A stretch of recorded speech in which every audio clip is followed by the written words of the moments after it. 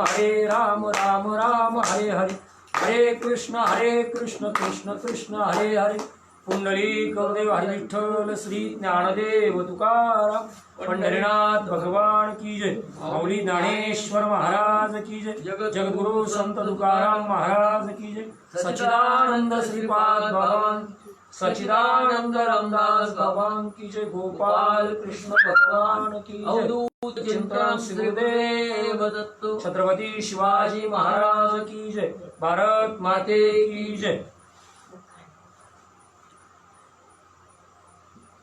हरि बुद्धी जपे तो नर दुर्लभ, वाचेशी सुलभ रामकृष्ण, रामकृष्ण नामे उन्मनी साधली, तयासी लादली सकळ सिद्धी, सिद्धी बुद्धी धर्म हरिपाठी आले, प्रपंची निमाले साधू संगी, ज्ञानदेवी नाम रामकृष्ण ठसा, इने दश दिशा आत्माराम, हरिमुखे म्हणा पुण्याची गणना कोण करे, महायोग पीठे तटे भीमरथ्यम, वरम पुंडरिकाय दातुम मुनींद्रे, समागत्य तिष्ठम तमानंद कंदम, परब्रह्मलिंगम भजे पांडुरंगम, ज्या ज्या ठिकाणी मन जाय माझे, त्या त्या ठिकाणी निज रूप तुझे, मी ठेवितो मस्तक ज्या ठिकाणी, तेथे सद्गुरु तुमचे पाय दोन्ही, जयाच्या संगती विराग झाला, मनोदरीचा जडभास गेला, साक्षात परमात्मा मज भेटविला, विसरू कसा मी गुरुपादुकेला, गुरुर्ब्रह्मा गुरुविष्णू गुरुदेव महेश्वर, गुरु साक्षात परब्रह्म तस्मै श्री गुरवे नमः, तस्मै श्री गुरवे नमः। हरि बुद्धी जपे तो नर दुर्लभ, वाचेशी सुलभ रामकृष्ण, रामकृष्ण नामी उन्मनी साधली, तयासी लादली सकळ सिद्धी, सिद्धी बुद्धी धर्म हरिपाठी आले, प्रपंच निमाले साधू संगे, ज्ञानदेवी नाम रामकृष्ण ठसा, येणे दश दिशा आत्माराम, हरिमुखे म्हणा पुण्याची गणना कोण करी। प्रसूत प्राप्त प्रवचन प्रसंगी आज अधिक मासाच्या निमित्तानं, पुरुषोत्तम मासाच्या निमित्तानं आनंद संप्रदाय सेवा संस्था डोंबिवली पूर्व या फेसबुकच्या पेजवर सर्व डोंबिवलीकर मंडळी, मुंबई परिसर, महाराष्ट्रातली सर्व साधक मंडळी आपल्या सर्वांच्या प्रेमाला मानवंदना देत असताना आजची सेवा या संस्थेने माझ्याकडे सोपवली। सेवा सुरू करण्याला थोडासा विलंब झाला, कारण आमच्याकडे लाईटचा थोडासा प्रॉब्लेम होता, त्यामुळे उशीर झाला। त्यामुळे पहिल्यांदा मी सगळ्यांची दिलगिरी व्यक्त करतो। आजच्या या प्रवचनरूपी सेवेसाठी या सर्व गुरुबंधू मंडळींनी ज्या विषयावर मला बोलायला सांगितलं तो विषय माऊली महावैष्णव ज्ञानोबराय या महान संतांनी जे संतवाङ्मय तयार केलं, त्या संतवाङ्मयातला एक विशेष महान असा ग्रंथ तो म्हणजे हरिपाठ। या हरिपाठ ग्रंथामधील 16 क्रमांकाचा जो अभंग आहे, हरि बुद्धी जपे तो नर दुर्लभ, वाचेशी सुलभ रामकृष्ण, रामकृष्णा नामे उन्मनी साधली, तयासी लादली सकळ सिद्धी, या अभंगावर बोलण्याची सूचना या मंडळीनं केली आणि तो बोलण्याचा योगायोग आजच्या प्रवचनाच्या माध्यमातून संपूर्ण महाराष्ट्रभर, महाराष्ट्राच्या बाहेर लाईव्ह असणारी आपण सर्व साधक मंडळी आपल्या सर्वांच्या चरणावर, सर्व आनंद संप्रदायातले अधिकारी महापुरुष आपल्या सर्वांच्या चरणावर विनम्र अभिवादन करू ही सेवा सद्गुरू सच्चिदानंद श्रीपाद बाबा, सद्गुरू सच्चिदानंद रामदास बाबा या महान महात्म्यांच्या कृपा आशीर्वादानं जो नामाचा प्रसाद मजपर्यंत आला, जे माझं चिंतन जशा पद्धतीने असेल तशा पद्धतीने मी तुमच्या समोर मांडण्याचा प्रयत्न करतो। तर हरिपाठ या शब्दावर काय बोलायचं, माऊली ज्ञानोबरायांनी जे संत वाङ्मयातले महान असे 4 ग्रंथ तयार केले, त्यामध्ये भावार्थ दीपिका म्हणजे ग्रंथराज ज्ञानेश्वरी, त्यानंतर अमृत अनुभव, चांगदेव 65, आणि सर्वसामान्यांसाठी म्हटलं जातं का हरिपाठ तयार केला, पण असं नाही आहे. हरिपाठामध्ये इतकं विश्वविख्यात तत्वज्ञान आहे. जगातल्या कितीही अज्ञानी पुरुषाला सन्मार्गाला लावण्याची ताकद हरिपाठ या ग्रंथामध्ये आहे. आणि मला वाटतं ज्या सद्गुरूंच्या कृपा आशीर्वादानं हा नामाचा प्रसाद आपल्याला मिळाला, ते सद्गुरू सच्चिदानंद श्रीपाद बाबांचा हरिपाठावर फार मोठं भाष्य असायचं. हरिपाठातला एक एक शब्द बाबा आपल्या समोर फोडून सांगत होते. एक एक प्रमाण आपल्या डोळ्यासमोर बाबांचं आजही आपल्याला दिसतंय. इतकं जबरदस्त हरिपाठावर बाबांचं प्रभुत्व होतं. खरं हरी या शब्दाचा अर्थ आहे, हरी म्हणजे हरणे आणि पाठ म्हणजे अभ्यास. हरण्याचा अभ्यास म्हणजे हरिपाठ. हरणे म्हणजे शून्य होणे. शून्य होणे म्हणजे वृत्तीचा लय होणे. वृत्तीचा लय होणे म्हणजे मी देह नसून मी आत्मस्वरूप आहे अशा अनुभवापर्यंत पोचणे, या नाव आहे हरिपाठ. आणि तो हरिपाठ सर्वसामान्य साधकानं समजून घेणं. मला वाटतं काल आदरणीय हरिभक्तीपरायण हरेश महाराज दळवी यांनी सुद्धा लाईव्ह प्रवचनामध्ये कालचा जो त्यांना अभंग होता, एक नाम हरी द्वैत नाम दुरी, अद्वैत कुसरी विरळा जाणे, समबुद्धी घेता समान श्रीहरी, क्षमादमावरी हरी झाला, या अभंगावर त्यांनी सुंदर असं ज्ञानामृत आपल्याला दिलेलं आहे. आजची जबाबदारी आदरणीय हरिभक्तीपरायण डोंबिवली मुंबई परिसर आठवला का जी आपल्या सर्वांची श्रद्धास्थान आहे, त्यामध्ये आदरणीय हरिभक्तीपरायण प्रकाश बाबा म्हात्रे, आदरणीय हरिभक्तीपरायण गुरुवर्य बिभीषण बाबा ठाकूर, ही सर्व महान मंडळी, आदरणीय हरिभक्तीपरायण गुरुवर्य सद्गुरू छबुलाल नाना, त्यांची सर्व सहकारी मंडळी आणि ज्यांच्या रूपानं ही सेवा मजपर्यंत पोहोचली ते आदरणीय हरिभक्तीपरायण गुरुवर्य वंडरा बाबा कोकाटे, आदरणीय हरिभक्तीपरायण अनंता बाबा म्हात्रे, आणि सतत सकाळपासून जो माझ्या कॉन्टॅक्टमध्ये तो अविनाश, आपल्या सर्वांच्या वतीनं आज या कोरोनाच्या महामारीमध्ये सगळं जग होरपळतंय आणि शासन आपल्याला विनंती करते थोडंसं थांबा. सगळी क्षेत्र ओपन झाली पण धार्मिक क्षेत्राला अजून शासनानं मान्यता दिली नाही. याचं कारण आहे, आणि मला तरी वाटतं धर्मशास्त्र किंवा धार्मिक किंवा अध्यात्म हा सहनशीलतेचा विचार आहे. वारकरी संप्रदायातले विचार जगाला सहनशीलता शिकवतात. मग आपण सुद्धा प्रत्येकानं सहनशील असणं गरजेचं आहे. अजून मंदिरं खुली नाहीत. अगदी आता कार्तिकीची वारी जवळ आली आहे. सर्व वारकऱ्यांना प्रश्न पडलाय पुढे कसं व्हायचं. पण मला वाटतं गडबडून जायची गरज नाही. शासन जर सांगतंय थांबायला पाहिजे, निसर्ग सांगतोय थांबायला पाहिजे. 28 युग परमात्मा विटेवर थांबला, त्यांना कधी कंटाळा आला नाही. जवळजवळ अख्खं आयुष्य विदा सावरकरांनी तुरुंगात काढलं, काळ्या पाण्याची शिक्षा भोगली, त्यांना कधी कंटाळा आला नाही. लोकमान्य टिळकांनी आयुष्यातली किती वर्ष तुरुंगात काढली, त्यांना कधी कंटाळा आला नाही. 5-6 महिन्यामध्ये आपण थोडंसं घरी थांबलोय तर आपण कंटाळावाने करतो, बाहेर पडण्याचा प्रयत्न करतोय. त्यामुळे माझ्या सर्व गुरुबंधू मंडळीला हीच विनम्र प्रार्थना आहे की सर्वांनी घरी राहा, स्वतःची काळजी घ्या. आणि हे करता करता आपल्याला फार मोठी संधी या कोरोनाच्या रूपानं मिळालेली आहे. फार मोठं आत्मपरीक्षण करायला आपल्याला मिळालंय. फार मोठी साधना, फार मोठा एकांताचा वास आपल्याला अनुभवायला मिळालेला आहे. आणि त्या दृष्टीनं आपण खऱ्या अर्थानं वाटचाल करायला पाहिजे अशी सद्भावना या रूपानं आपल्या सर्वांशी विचाराचा हितगुज करत असताना करतोय. मला विषयाकडे वळायचंय, वेळेचं लिमिटेशन्स आहे. आजच्या या प्रवचनाच्या माध्यमातून ज्या विषयावर मला बोलायचंय तो विषय माझ्या समोर आहे. साधू संतांनी आपल्या समोर फार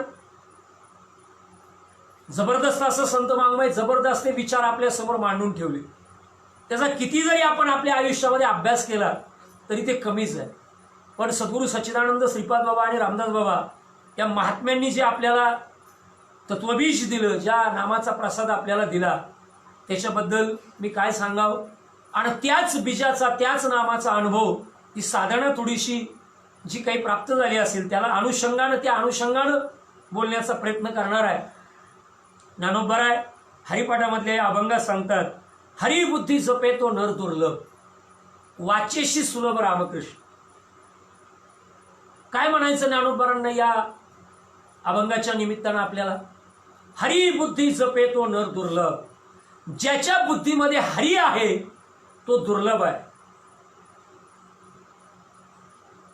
असं का म्हटले असतील ज्ञानोबराय? किती म्हणजे एक एक शब्द जर असा फोडून व्यवस्थित समजून घ्यायचा प्रयत्न केला तर मला वाटतं हरिपाठ हेच वाङ्मय आपल्यासाठी फार आहे. फार काय सांगावं. एक एक हरिपाठातला अभंग जर अभ्यासपूर्व आपण अभ्यासण्याचा प्रयत्न केला तर कितीतरी ज्ञानाचं भांडार खुलं झाल्याशिवाय राहणार नाही. आणि त्यातलाच हा परिपोषक असा अभंग, सतत माझ्या आवडीचा अभंग. मी कीर्तनामध्ये सुद्धा बोलत असताना, बुद्धीचे वैभव अन्य नाही तुझे, एका केशव राजे, सकळ सिद्धी हरिमुखे म्हणा, हरिमुखे म्हणा, पुण्याची गणना कोण करी, हरिमुखे म्हणा, हरिमुखे म्हणा. बुद्धीचे वैभव अन्य नाही तुझे.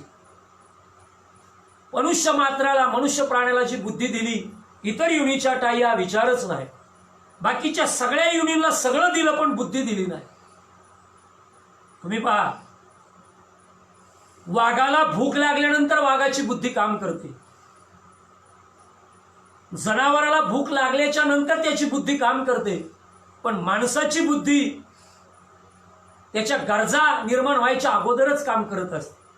इतकी परिपोषक बुद्धी आपल्याला दिली. माऊली ज्ञानोबराय ज्ञानेश्वरीमध्ये सांगतात, एरवी सर्वांच्या हृदय देसी, मी अमुक आहे ऐसी, जे बुद्धी स्फुरे अहर्निसी, ते वस्तू मेगा. मंडळी, स्फुरण आहे बुद्धीला, आणि बुद्धीमध्ये हरी असायला पाहिजे. हरी बुद्धी जपे तो नर दुर्लभ. वाचेशी सुलभ रामकृष्ण. वाचेला रामकृष्ण हरी हा मंत्र सांगितला. वाचेसाठी रामकृष्ण हरी हे शब्द आपल्यासाठी ज्ञानोबरायांनी वर्णन करण्याचा प्रयत्न केलाय. पण हरी हा मात्र बुद्धीचा विषय आहे. मग किती जणांच्या बुद्धीमध्ये हरी आहे? बाबा सांगायचे, मोह में राम और बगल में छोरी. काय आता त्या महात्म्यांचा एक एक शब्द जर आठवला, मग खरंच अंतःकरणामध्ये हरीला साठवलंय का? खरंच आमचं मन, आमचं चित्त त्या दृष्टीनं, आता सुद्धा ही कोरोनाची महामारी आपल्या डोळ्यासमोर आहे. मास्क घालून आपल्याला प्रत्येकाला राहावं लागतंय, तोंड बांधून राहावं लागतंय. याच्यावरनं तरी प्रत्येकानं थोडंसं आत्मपरीक्षण करायला शिकलं पाहिजे की देवानं आपल्याला ब्रेक दिलेला आहे. देवानं मनुष्याला थोडंसं सिंहावलोकन करायला सांगितलेलं आहे, आणि मला वाटतं ते आपण करावं. त्या पद्धतीनं तरी कमीत कमी मागे वळून पाहायला शिकलं पाहिजे. कमी जन्माला आलो कशासाठी, इथे येऊन मला करायचं काय? जन्मा येऊन काय केले त्या मुद्दलच गमवले. आले किती आणि गेले किती याचा तपास नाही. पण इथे आल्याच्या नंतर तुका म्हणे, जन्म आल्याचे सार्थक विठ्ठलची एक देखली या. इथे आल्याच्या नंतर परमार्थ प्राप्तीसाठी माझा अट्टास असायला पाहिजे, भगवंत प्राप्तीसाठी माझा अट्टास असायला पाहिजे. लाईव्ह प्रवचन आपल्याला कीर्तनं लाईव्ह करायची वेळ आली. मला वाटतं उघड माथ्यानं सगळ्या महाराष्ट्रभर संप्रदाय फिरत होता, पण थोडंसं थांबून राहावं लागलं. याचा अर्थ काही चुकत असेल का? आपल्याकडनं काही मिस्टेक होत असतील का? अजूनही आपण धर्माच्या कार्यामध्ये कमी पडतोय का? अजूनही आपलं चारित्र्य, पावित्र्य ज्या पद्धतीनं आपण धर्माचं काम करायला पाहिजे त्या पद्धतीनं आपल्याकडनं होत नाही का? असं कधीतरी सगळ्यांनी एकत्र येऊन आपण विचार करायला शिकलं पाहिजे, असं मला वाटतं. It is my opinion. महान अधिकारी पुरुष, लाईव्ह सेवा ऐकणारी महान मंडळी आहेत. मुंबई परिसर, डोंबिवली परिसर, संपूर्ण महाराष्ट्रातले सद्गुरू सच्चिदानंद श्रीपाद बाबांच्या मांडीला मांडी लावून तत्कालीन काम करणारे सर्व अधिकारी पुरुष, ही सेवा श्रवण करत असताना माझ्यासारख्या लेकराकडनं हीच भावना आहे. हाच एक परिपोषक विचार आपल्या समोर मांडायचा आहे का खरंच बुद्धीमध्ये हरी आहे का? खरंच त्या बुद्धीला हरीचं स्फुरण आहे का? हा ज्यानं त्यानं ज्याचा त्याचा विचार करायचा. खरंच सकाळी उठल्या, पहा ना तुम्ही, म्हणजे मला वाटतं हा अभंग माझ्या आवडीचा हरिपाठातला अभंग आहे. सगळेच अभंग आवडीचे आहेत, पण तरी हा विशेष आवडीचा आहे. हरी बुद्धी जपे तो नर दुर्लभ. ज्याची बुद्धी हरीला सतत जपते. आता आम्ही जप करतो,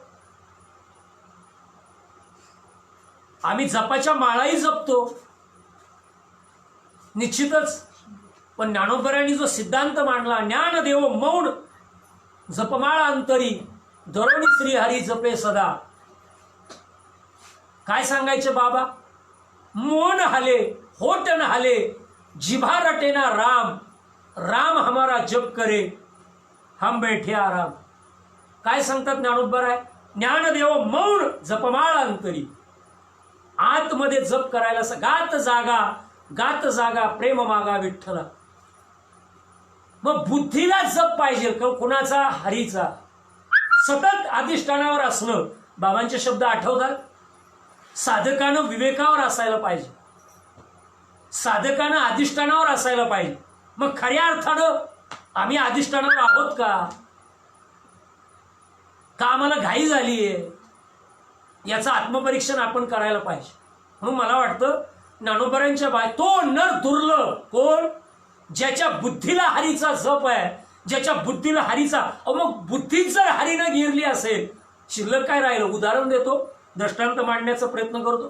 तुकाराम चरित्राचं जर आपण तुकोबरायांच्या चरित्राचं जर वाचन केलं तर त्यामध्ये एक प्रसंग असा आलेला आहे.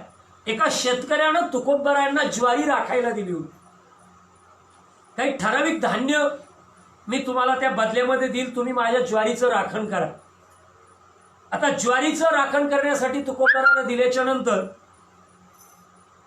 तुकोबरांनी त्या शेताच्या कडेला असा मांडव बनवला आणि त्याच्यावर जाऊन बसायचे. आता संतांचं काय आहे? काळ वेळ नाम उच्चारिता नाही, दोन्ही पक्षी पायी उद्धळ.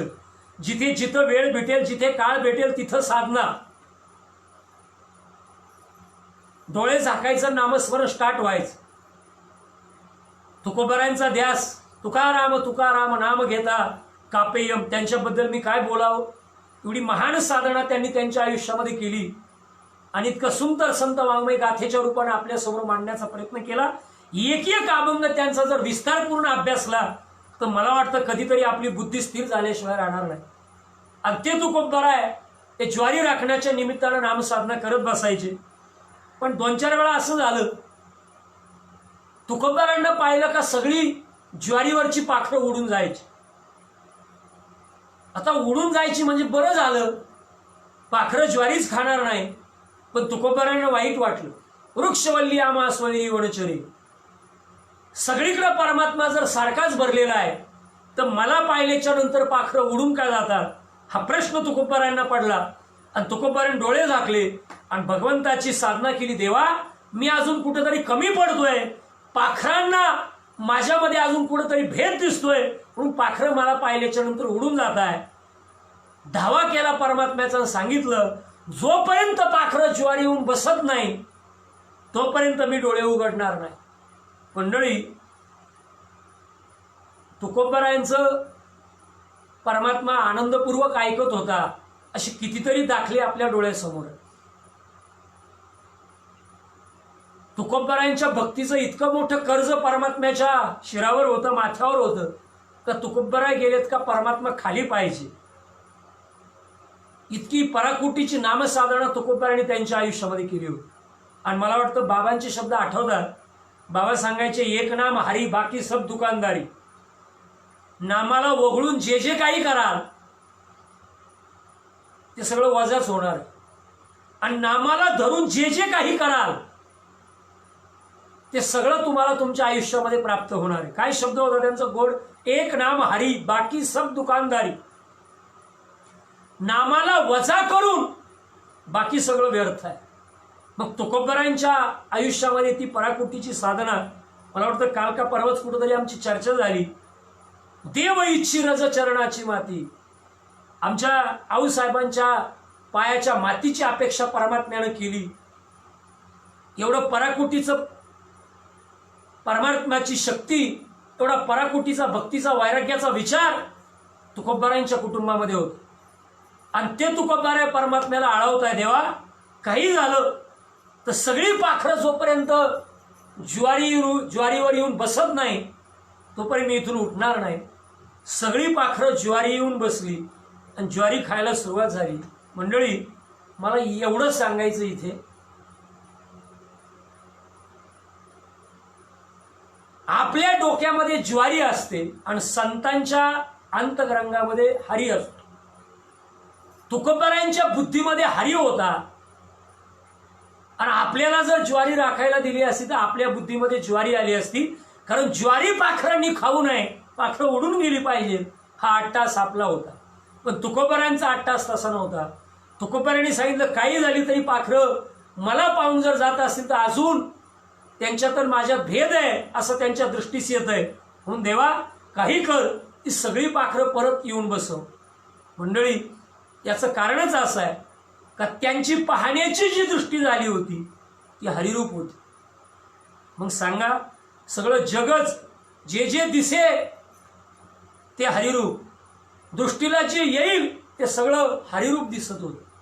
मग ज्यांच्या आयुष्यामध्ये हरी ओतप्रोत भरलेला आहे त्यांना काय कमी. म्हणून आपल्या सर्वांच्या चरणावर एवढीच विनंती करायची, वाचेशी सुलभ रामकृष्ण.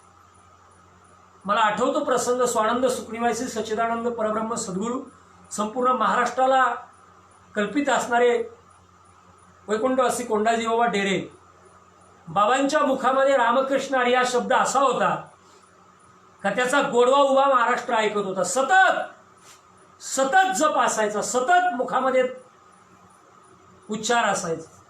पण त्याच्या जोरावर एवढी वाचा गोड झाली होती, एवढी वाणी गोड झाली होती का अख्खा महाराष्ट्र अनुभवत होता. त्यामुळं वाचेशी सुलभ रामकृष्ण, वाचेला सुलभ रामकृष्ण आहे. पण वाचेला जर रामकृष्ण सुलभ व्हावा असं वाटत असेल तर बुद्धीमध्ये मात्र हरी पाहिजे.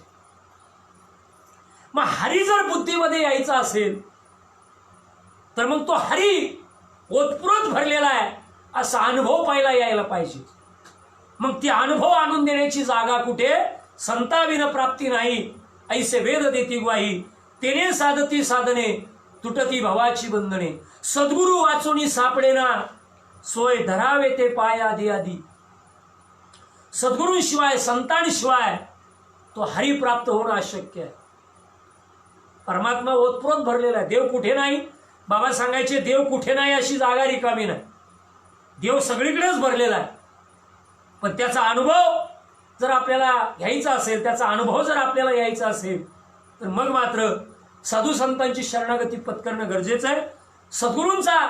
सद्गुरूंची शरणागती जीवनामध्ये पत्करणं गरजेचं आहे. आणि एकदा का त्या सद्गुरूंचा कृपा आशीर्वाद झाला, एकदा का त्या सद्गुरूंची कृपा त्या साधकावर, त्या जीवावर झाली का मग मात्र सगळीकडे परमात्मा ओतप्रोत भरलाय या अनुभवापर्यंत तो पोचल्याशिवाय राहणार नाही. पण कधी पोचेल? सद्गुरूच्या आज्ञेचं अवलंबन व्हायला पाहिजे. सद्गुरूनं दिलेले, बाबा सांगायचे मी तुमच्या घरी आलो तर मला परत तांब्याभर पाणी देऊ नका, घासभर तुकडा देऊ नका, पण माझ्या नामाला विसरू नका. हा बाबांचा मोलाचा संदेश होता. बाबांना राहून राहून फक्त एवढंच सांगायचं होतं. कारण किती आता हरिपाठातली किती प्रमाणे मी तुमच्या समोर मांडू. नामासे विनमुख तो नर पापिया. जो नामाला विनमुख आहे त्याच्या इतका पापी एक नाही. मग आता आपण आपल्या आयुष्यामध्ये सन्मुख आहोत का विनमुख आहोत हे ज्याने त्याने पाहायचं. बाबांचे शब्द आठवतात. बाबा सांगायचे बाजारात गेलं का भाजी पाहून यावी का घेऊन यावी. लोक त्यावेळेस द्विधा मनस्थितीत असायचे. आम्ही पण त्याच वेळेस होतो. आम्हाला वाटायचं, आजही आता काही जाणकार मंडळी, अधिकारी, महापुरुष त्यांच्या कानावर हे शब्द निश्चितच आहे. त्यावेळेस आम्हाला वाटायचं हे शब्द बाहेरच्यांसाठी आहे. पण आता कळतं ते बाहेरच्यांसाठी नव्हतं, सगळं आमच्यासाठी होतं. बाजारात गेल्यावर भाजी पाहून यावी का घेऊन यावी. लोक काही म्हणायची पाहून यावी, काही म्हणायची घेऊन यावी. पण बाबा सांगायचे पाहूनही यावी आणि घेऊनही यावी. पुढचा त्यांचा शब्द होता समोर आलेलं ताट पाहून घ्यावं का खाऊन घ्यावं. काही म्हणायचे खाऊन घ्यावं आणि काही म्हणायचे पाहून घ्यावं. बाबा म्हणायचे पाहूनही घ्यावं आणि खाऊनही घ्यावं. कारण खायचं असेल तर बघितल्याशिवाय खाता येणार नाही. भाजीपाल्याच्या बाजारात गेल्यानंतर भाजी घ्यायची असेल तर ती पहिली पाहावी लागेल. तसं बाबा पुढे बोलायचे पंढरपूरला गेल्याच्या नंतर देव पाहून यावा का घेऊन यावा. पाहूनही यावा आणि घेऊनही यावा. हा प्राकट्य स्वरूपातला अनुभव आपल्याला आपल्या वाट्याला यावा असं वाटत असेल तर तो परमात्मा या विश्वामध्ये ओतप्रोत भरलेला आहे. तो कुठे नाही अशी जागा रिका. भरला गण दाट हरी दिसे, भरला गण दाट ज्ञानदेव पाठ हरी हा वैकुंठ. भरला गण दाट हरी दिसे, भरला गण दाट ज्ञानदेव पाठ हरी हाच वैकुंठ. आणि भरला गणदाट हरी दिसे. माझा परमात्मा. आता काय हरी या शब्दाबद्दल मी काय बोलू. तुम्ही बारीक जर अभ्यास केला, थोडंसं वेगळं चिंतन तुमच्या समोर मांडण्याचा जर प्रयत्न केला, राम जन्माचं कीर्तन करायचं ठरलं तर राम जन्मावर एक 10-15 अभंग किंवा 20-25 अभंग आपल्याला पाहायला मिळतात. गोकुळाष्टमीचं कृष्ण जन्माचं कीर्तन करायचं ठरलं तर एक 5-50 अभंग कृष्ण जन्मावर आपल्याला पाहायला मिळतात. गणेश जयंतीला गणेश जन्माचं कीर्तन करायचं ठरलं तर कीर्तनकार जर नवीन असेल तर त्याला अभंग कोणता घ्यायचा हीच फसगत होते. उगा 2-4 अभंग सापडतात. दत्तात्रय प्रभूंचा जन्मदिवस दत्त जयंतीला साजरा करायचा ठरला तर एक 4-5 अभंग आपल्याला पाहायला मिळतात. दत्तात्रय प्रभूंचं गुणगान गाणं. भैरवनाथाचा जन्मदिवस जर साजरा करायचा ठरला तर कीर्तनकारांना घाईघाई अभंगच सापडत नाही. अशी सिच्युएशन आहे. पण मंडळी, हरी या शब्दाचा जर विचार केला तर हरिपाठातल्या सगळ्या अभंगांमध्ये हरी हा शब्द आहे. सगळ्या सुरुवातीपासूनचे मी सगळे अभंग जर तुम्हाला सांगितले तर एकही अभंग हरी या शब्दा वाचून नाही. अख्खा हरिपाठ.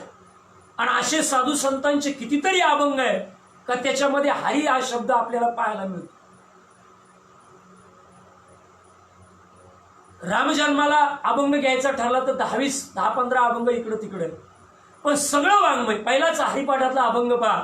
देवाची ये द्वारी उभा क्षणभरी तेने मुक्तिचारी साधी येल्या हरिमुखे म्हणा, हरिमुखे म्हणा. हरी हा शब्द आहेच. दुसरा अभंग पहा.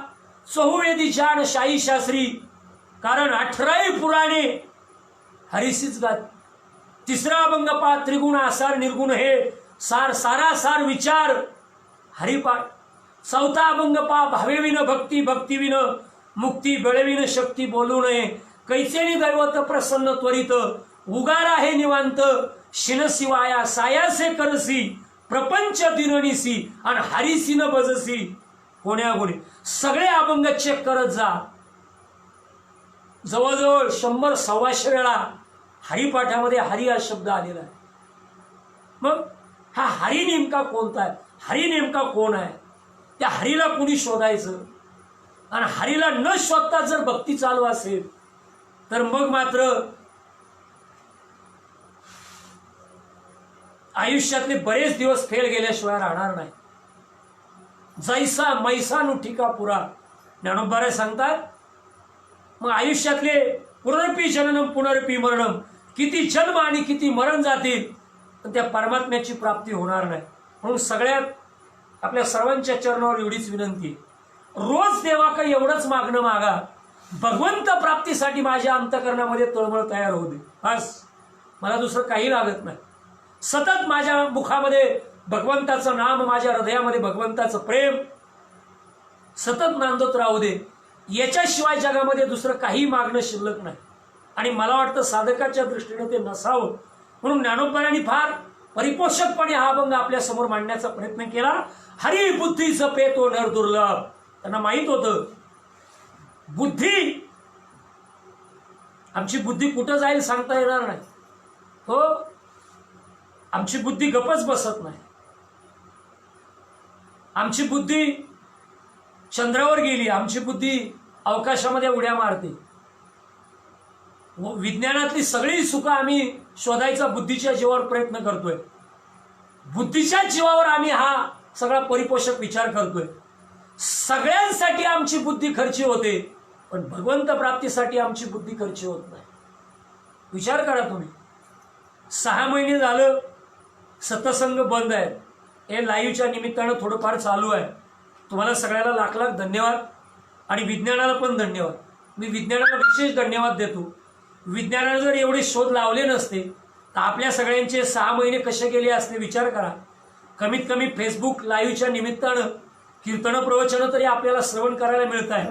गेल्या वेळेस मी वारीच्या प्रवचनाच्या निमित्तानं सुद्धा बोललो तर वारीला जरी जायला नाही मिळालं तरी पण प्रवचनाच्या माध्यमातून वारी चालू आहे अशी भूमिका अंतःकरणामध्ये निर्माण झाली.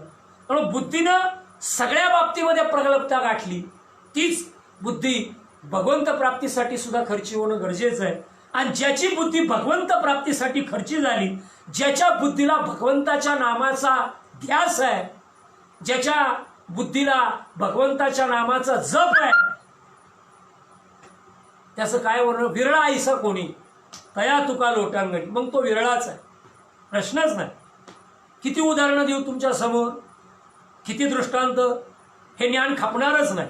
आणि हा 5-6 महिन्याचा स्टॉक आहे. किती बोललं तरी कमीच आहे. सत्वर उच्चार प्रल्हादी बिंबला उद्धवा लादला कृष्ण दादा.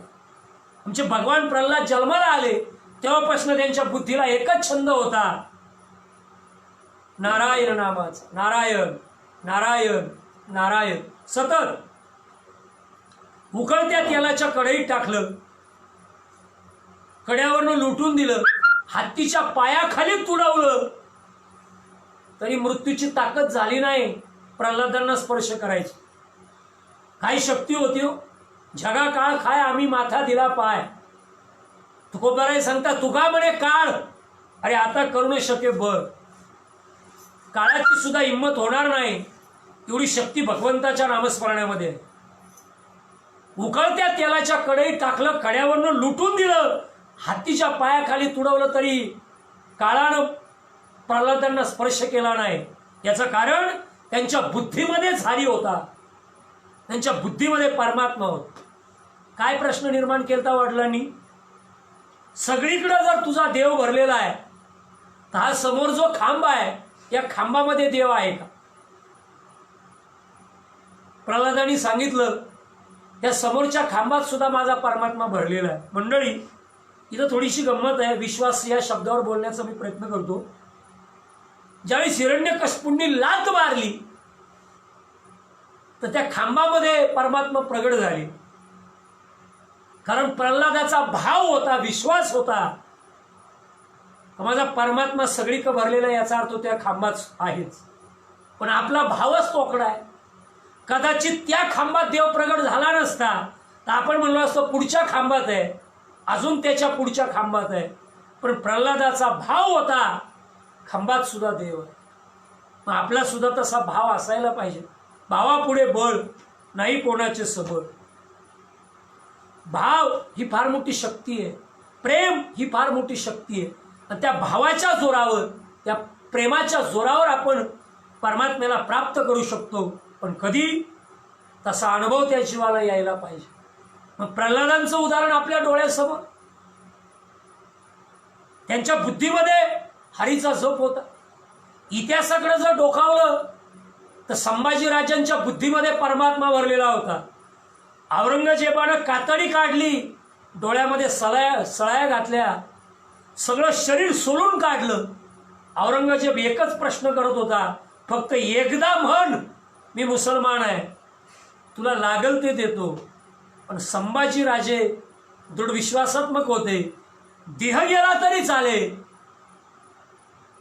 पण मी हिंदू आहे, मी मराठा आहे आणि मी माझं ब्रीद सोडणार नाही. मंडळी, एवढं ओतप्रोत त्या बुद्धीमध्ये ते तत्व भरलेलं होतं, एवढा विश्वास भरलेला होता, एवढा त्या बुद्धीनं जप केला होता धर्माचा. मग कातडी काढली, डोळ्यात सळाया घातल्या, तरी संभाजीराजे झुकले नाही. आता तुमच्या आमच्या सारखे जर असते तर नगरमध्ये म्हणले असते मी मुसलमान आहे, पुण्यात आल्यावर म्हणले असते बघू काय करायचं ते. कारण रात्रीत जात बदलणारी लोक आहेत, रात्रीत विचार बदलणारी लोक आहे, रात्रीत पक्ष बदलणारी लोक आहेत. पण निष्ठा होती, विश्वास होता, सतत ध्यास होता.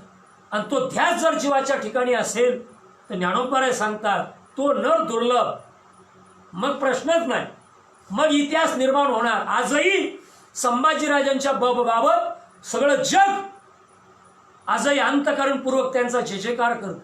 याचं कारण आहे त्यांच्या बुद्धीला हरीचा जप होता, त्यांच्या बुद्धीला भगवंताचा स्पर्श होता, त्यांच्या बुद्धीमध्येच धर्म ही संकल्पना ओतप्रोत भरलेली होती. प्रल्हादांच्या अंतःकरणामध्ये बुद्धीमध्ये नारायण नामाचा फार मोठा विश्वास होता, फार मोठा जप होता. म्हणून हरी बुद्धी जपे तो नर दुर्लभ. आणि मग हे सगळे नर दुर्लभ आहे. अजून किती उदाहरणं देऊ? रामायणातला दृष्टांत आपल्या डोळ्यासमोर. इवलस ते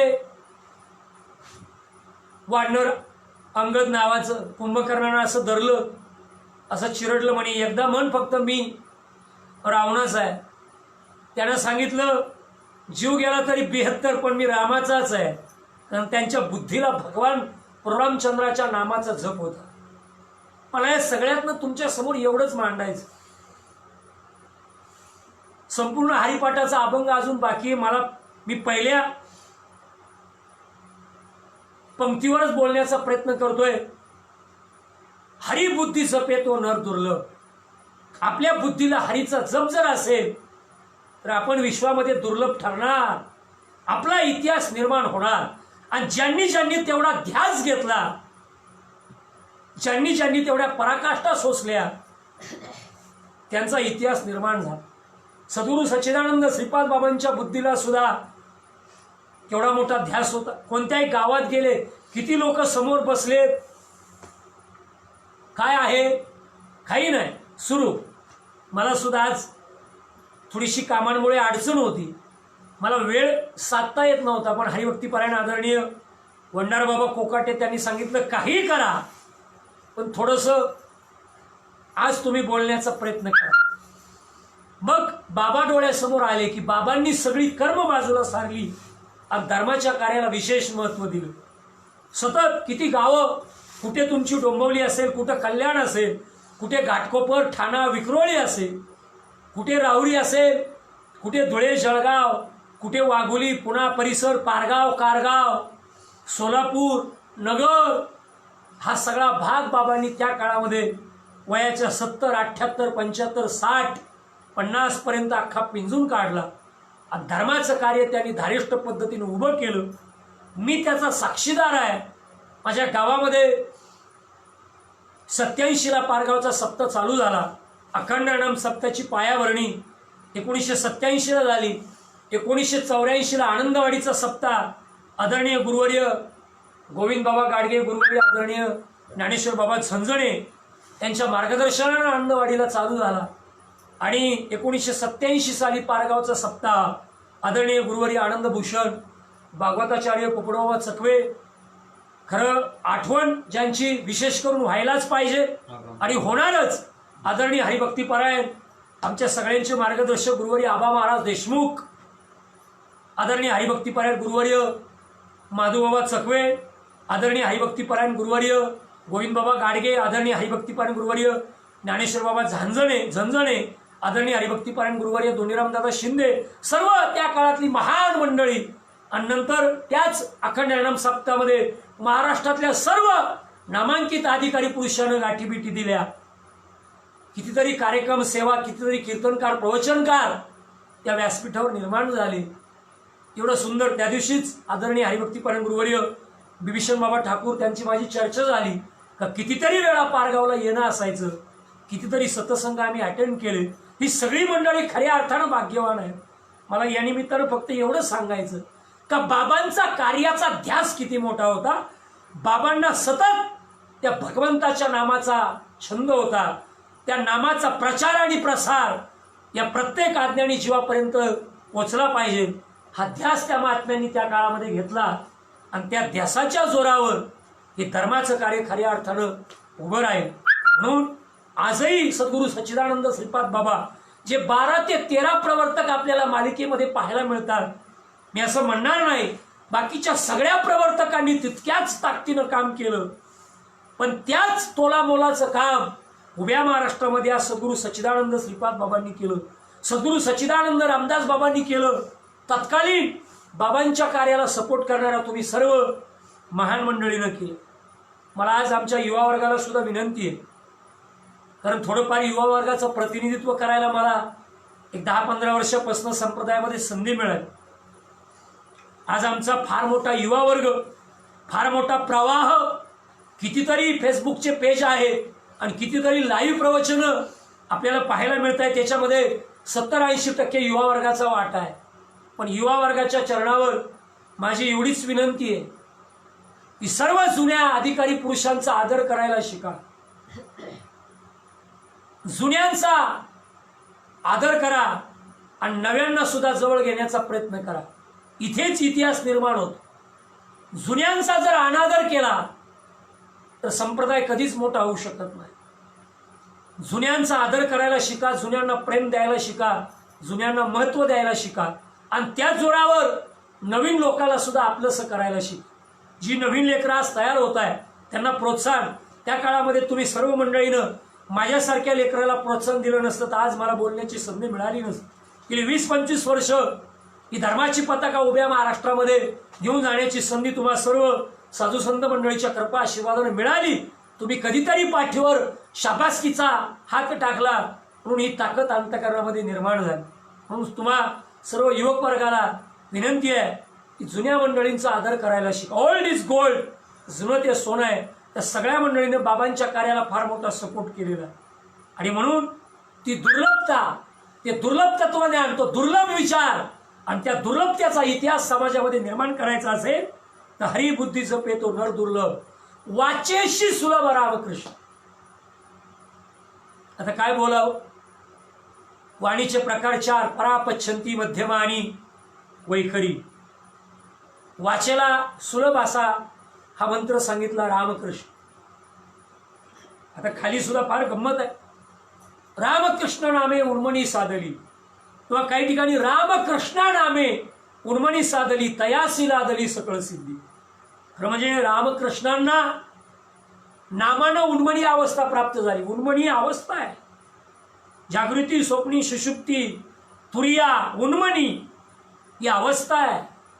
उन्मन उचंबळून येणं, बाहेर पडणं ही तळमळ आहे. आता सुद्धा आपण हे श्रवण करत असताना गप्प बसू देत नाही. कुठे साधक भेटला तर गप्प बसू देत नाही. नुसतं जे हरी म्हटलं तर अख्खा दिवस चहावारी जातो, फक्त चर्चाच होते परमात्म्याची, भगवंताबद्दलची चर्चा होते. फोन जरी साधकाचा आला तरी किती वेळ बोलावंसं वाटतं. याचं एकमेव कारण आहे. आणि ही जी अंतःकरणातली तळमळ आहे, ही जी उन्मनी अवस्था आहे, हा जो उन्मनी भाव आहे, हा त्या नामानं प्रगट होतो. नामानं ती स्थिती प्रगट होते. पण त्या पद्धतीनं त्या नामाचं चिंतन साधकाचं व्हायला पाहिजे. आता फार मोठी गंमत आहे. मला वाटतं असंख्य चॅनलवर कीर्तनं चालू आहे.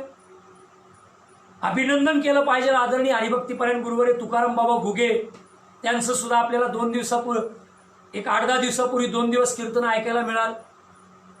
किती परिपोषक विचार त्यांनी आपल्या संप्रदायाच्या माध्यमातून, कीर्तनाच्या माध्यमातून, वारकरी संप्रदायाच्या विचारधारेच्या माध्यमातून मांडण्याचा प्रयत्न केला. किती सुंदर तत्वज्ञान त्यांनी आमच्या समोर देण्याचा प्रयत्न केलेला आहे. एवढी विशेष ताकद त्या भगवंताच्या परिपोषक अशा नामामध्ये आहे. पण त्या अवस्थेला जर पोचायचं असेल, त्या स्थितीला पोचायचं असेल तर तशी पराकोटीची साधना व्हायला पाहिजे. तसं पराकोटीचं नामचिंतन व्हायला पाहिजे. आणि एकदा का तसं चिंतन झालं, त्या परिपोषक विचाराला एखादा जीव पोचला का मग भेदाची भावना शिल्लक राहत नाही. मग त्या नामाजवळ सगळ्या सिद्धी काम करताय.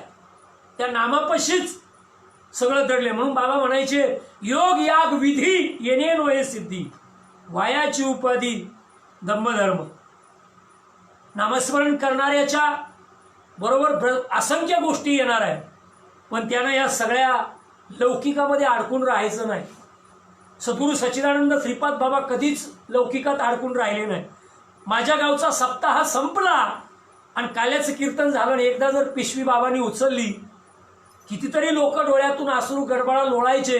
तेवढा तो भाव, कारण अजूनही जुन्या लोकांच्या मुखातनं तो शब्द आहे, कारगावचं प्रेम पाहावा आणि पारगावचा भाव पाहावा. कारगावला मेळावा असायचा, वारकरी आनंद संप्रातला पहिला वारकरी वैष्णव मेळावा जर कुठे झाला असेल तर तो कारगाव झाला. नंतर राहुरी विद्यापीठामध्ये सुद्धा फार मोठ्या प्रमाणात मेळावे झाले. तर कोणत्याही लौकिकात आपण अडकायचं नाही, हे आपण बाबांकडनं शिकलो आणि ते बाबांकडनं शिकायचं. मग इथे सुद्धा तयासी लादली सकळ सिद्धी, नामापाशी सगळ्या मुक्ती आहे, नामापाशी सगळ्या सिद्धी आहे. पण त्या नामाशी आपण एकरूप असायला पाहिजे. पण त्या नामाचा जर जीवाला विसर पडला असेल, आणि मला तरी वाटतं आता हा जो 6-7 महिन्याचा गॅप दिलाय, काहीतरी याच्यातनं शिकण्यासारखी गोष्ट आहे.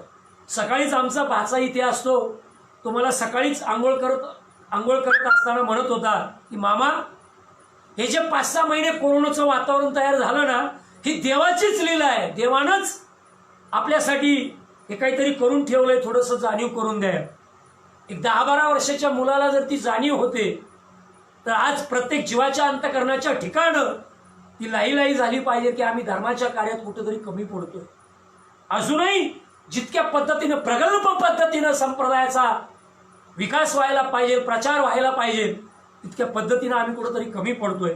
म्हणून अगदी नम्रपणे फार मोठं धर्माचं कार्य चालू आहे आणि या धर्माच्या कार्याला आपल्याकडनं सपोर्ट व्हावा असं वाटत असेल तर साधनेवर आरूढ राहून आपण सगळ्यांनी आपल्या बुद्धीमध्ये भगवंताच्या नामाचा छंद, हरीच्या नामाचा छंद ठेवून आपण पुढे जाणं गरजेचं आहे, अशी परिपोषक भावना या रूपाने व्यक्त करतो. बराचसा वेळ होत आला आहे. मला वाटतं 7 ते 8चा टायमिंग मला दिलेला होता, पण सेवा चालू व्हायला 7:15 वाजून गेले. आमच्याकडे लाईटचा प्रॉब्लेम होता, लाईट येऊ शकली नाही, त्यामुळे मला 10-15 मिनटं लेट झाली. पण तरी एक अर्धा-पाऊण तास मी बोलण्याचा प्रयत्न केला. अजूनही बरंचसं बोलावंसं वाटतंय, पण काही लिमिटेशन्स असतात. काही दुसऱ्या ग्रुपवर सुद्धा लाईव्ह प्रवचनं असतात, त्याचं काही नियोजन असतं. त्यामुळं वेळेची मर्यादा लक्षात घेता आजच्या या प्रवचनाच्या माध्यमातून आनंद संप्रदाय सेवा संस्था डोंबिवली पूर्व या फेसबुक पेजवर आज बोलायची संधी मिळाली. या सर्व अर्ध्या-पाऊण तासाच्या सेवेमध्ये फक्त मला एवढीच भावना तुमच्यासमोर व्यक्त करायची की अंतःकरणामध्ये तो परमात्मा परिपोषकपणे जर साठवला, त्या परमात्म्याला अंतःकरणामध्ये जर ध्यायलं, तर मग मात्र हे विश्व ब्रह्मरूप आहे असा भाव जीवाच्या ठिकाणी निर्माण होईल. आणि एकदा हे विश्वच ब्रह्मरूप आहे अशी दृष्टी निर्माण झाली का मग मात्र तो बुद्धीमध्ये परमात्मा आहेच याच्यात शंका नाही. आणि अशी दुर्लभता आपल्या आयुष्यामध्ये निर्माण व्हावी असं जर वाटत असेल तर मग मात्र आपल्या बुद्धीला भगवंताच्या नामाचा छंद, भगवंताच्या नामाच्या जपाचा छंद आपल्या बुद्धीला असू द्या, अशी सद्भावना या रूपाने व्यक्त करतो. खाली 2-3 चरणावर बोलत असताना सिद्धी बुद्धी धर्म हरिपाठी आले, प्रपंच निमाले साधू संगी.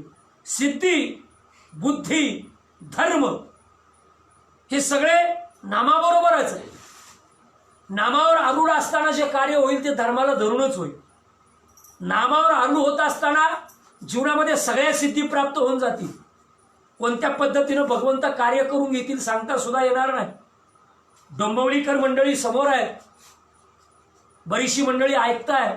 आदरणीय हरिभक्तीपरायण गुरुवर्य प्रकाश बाबा म्हात्रे यांच्या मुखातनं गेल्या अनेक वर्षापूर्वी हे वाक्य ऐकलं होतं की शिक्रापूरला मी कीर्तनाला गेलो होतो आणि रात्रीचं कीर्तन झाल्यानंतर रिटर्न यायचं होतं, तर शिक्रापूरपासनं पुण्याला यायला काही भेटत नव्हतं. बऱ्याच वेळ साधक मंडळी थांबली, पण जायचं कसं? तर एक रिक्षावाला आला आणि सहज हात केला, पण हे कुठं जायचंय? विचारलं, म्हणे मला शिवाजीनगरला जायचंय, मी तुम्हाला सोडतो चला. रात्री 12-1चा टायमिंग.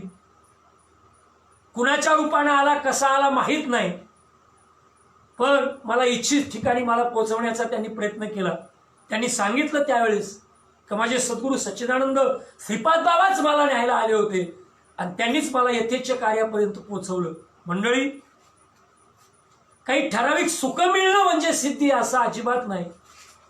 तर त्या सद्गुरूंच्या सहवासामध्ये धर्माचं कार्य सुद्धा पुढे नेणं हा सुद्धा एक सिद्धीचाच विचार आहे. नामाबरोबरच सगळं धर्म कार्य करत असतो, नामाबरोबरच सगळ्या सिद्धी कार्य करत असतात. म्हणून सिद्धी बुद्धी धर्म हरिपाठी आले आणि प्रपंच निमाले साधू संगी. आणि प्रपंचातल्या प्रत्येक जीवाला जर समाधानी सात्विक व्हायचं असेल तर मग मात्र साधूची संगत जीवनामध्ये गरजेची आहे, संतांची संगत जीवनामध्ये गरजेची आहे. आणि ती संगत खऱ्या अर्थानं आपल्या सगळ्या मंडळीला, श्रीपाद बाबा जरी देहाने गेले असतील, रामदास बाबा जरी देहाने गेले असतील, तरी सुद्धा तत्वरूपाने ते आपल्या जवळ आहे. आणि मला वाटतं आज बाकीचे सुद्धा सगळे महान अधिकारी पुरुष आहेत, ते सुद्धा सद्गुरू सच्चिदानंद श्रीपाद बाबांचीच रूप आहे, ती सुद्धा रामदास बाबांचीच रूप आहे. फक्त त्या नजरेनं पाहायला शिका. आजही श्रीपाद बाबा, रामदास बाबा आपल्या जवळच आहे. असंख्य महात्म्यांच्या रूपानं आपण त्यांच्याकडे पाहण्याचा प्रयत्न करतोय. म्हणून एवढाच विचार या रूपानं मांडण्याचा, या रूपानं प्रयत्न करेन की संतांच्या संगतीमध्ये जीवनाचं समाधान झाल्याशिवाय राहणार नाही, तो अनुभव प्रत्यक्षदर्शी आल्याशिवाय राहणार नाही. ज्ञानदेवी नाम रामकृष्ण ठसा आणि येणे दश दिशा आत्माराम. त्या नामाचा ठसा जर आपल्याजवळ असेल तर सगळीकडे तो आत्माराम भरलेला आहे असा अनुभव त्या साधकाला आल्याशिवाय राहणार नाही. बाबांची कितीतरी दृष्टांत डोळ्यासमोर आहेत.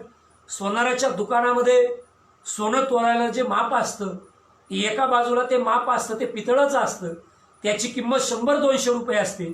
आणि इकडे 1 तोळं सोनं आहे, त्याची किंमत आज 50,000 रुपये. पण 50,000च्या सोन्याला ते माप तोलतं, याचं एकमेव कारण आहे त्या मापाच्या मागच्या बाजूनं गव्हर्नमेंटचा त्याच्यावर ठसा आहे, शिक्का आहे.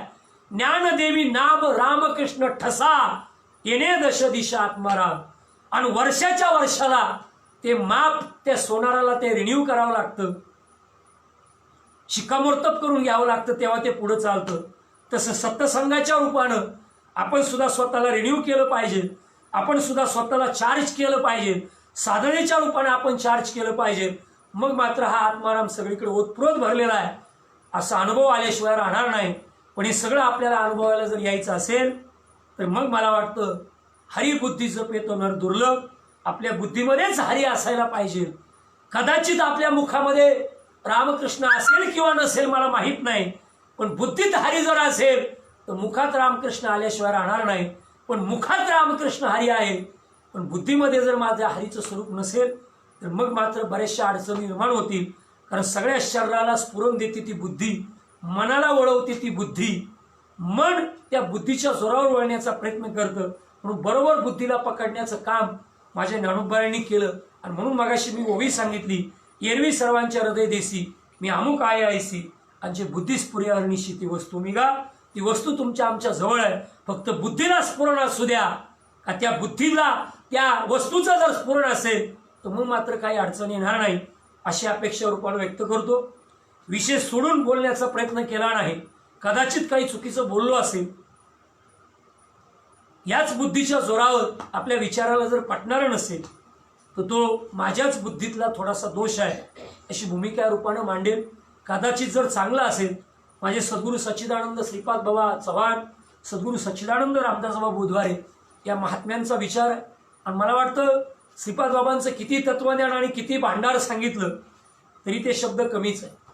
किती आयुष्यभर कीर्तन प्रवचनातनं एवढं जरी चरित्र सांगितलं तरी आपल्या आता काय बाबांबद्दल काय बोलावं. बाबांबद्दल एक एक शब्द म्हणजे त्यांचे ते सगळे विचार जर आठवले तर एक एक उर्मी उठते. पण बाबांचा एकच दृष्टांत आमच्या युवा वर्गासाठी फार अत्यंतिक महत्वाचा आहे, म्हणून जाता जाता सांगून जात. किती ते समर्पक होते, तत्क्षणी प्रत्येक विषयाचं उत्तर त्यांच्याकडे तयार असायचं. एक दृष्टांत सांगायचे बाबा, एका बोगद्यातनं एक गाडी पास करायची होती आणि फार मोठा ट्रक होता, त्याच्यामध्ये माल साठवलेला होता आणि तो पास करायचा. पण ज्यावेळेस त्या बोगद्याच्या त्या टनेलच्या तोंडावरती गाडी तो ट्रक पोहोचला त्यावेळेस प्रॉब्लेम असा झाला, त्या बोगद्यापेक्षा त्या गाडीची उंची जास्त भरायला लागली आणि गाडी काय पास होईना. त्याच्यामध्ये कंपनीचा माल होता. बाबांनी सांगितलं म्हणे कंपनीची सगळी लोक आली, सगळ्या बाजूने प्रयत्न केला पण गाडी काय पास होईना. आता गाडी पास करायची